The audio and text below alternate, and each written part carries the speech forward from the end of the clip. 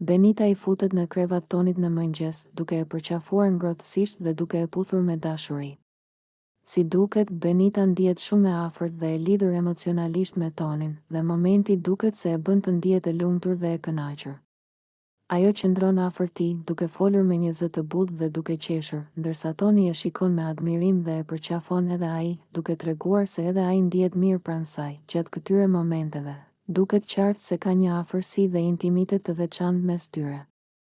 Benita nuk e fshen ndjenjen e saj dhe secili puthje e saj duket si një shprehje e sinqertë e dashurisë që ndjen për Tonin. Ndërkohë, Toni e mban pranë, duke e mbajtur fort dhe duke i treguar se ndjen të njëjtën afeksion. Dhe momenti i tyre romantik i bën të dy të ndihen më të lidhur se kur më parë. Gjithashtu, duket se ky moment e bën Benitën të harrojë çdo shqetësim tjetër dhe të përqendrohet vetëm te ndjenjat e saj, duke shijuar çdo sekondë që kalon pranë Tonit. Është një mëngjes i mbushur me emocione, afërsi dhe dashuri, dhe të gjithë mund të shohin qartë se Benita dhe Toni po e shijojnë njëri tjetrin në maksimum. Benita, pas shumë ditësh pasigurish e paqartësish, më në fund gjen momentin e duhur për të ulur me Tonin dhe për t'i treguar hapur atë që ka ndier kohët e fundit. Ajo i flet me zë të qetë, por të sinqertë, duke i thënë se e ka vënë re sa shumë ai është munduar ta kuptojë dhe t'i qëndrojë afër, edhe në momentet kur ajo ka qenë e hutuar ose ka pasur dyshime.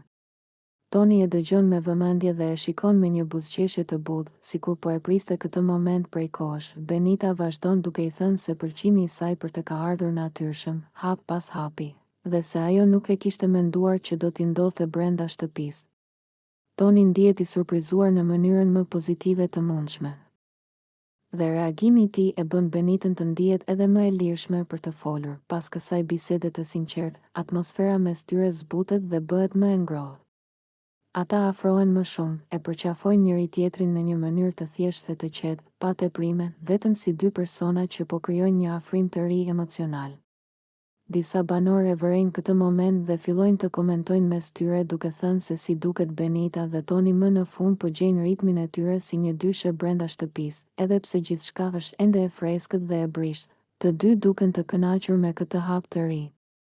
Nuk bëjnë deklarata të mëdha, nuk nxitojnë, por përmes përqafimeve dhe një puthjeje të lehtë themisore, tregojnë se janë gati të ndërtojnë një lidhje më të afërt dhe të shohin se ku i çon kjo histori brenda lojës.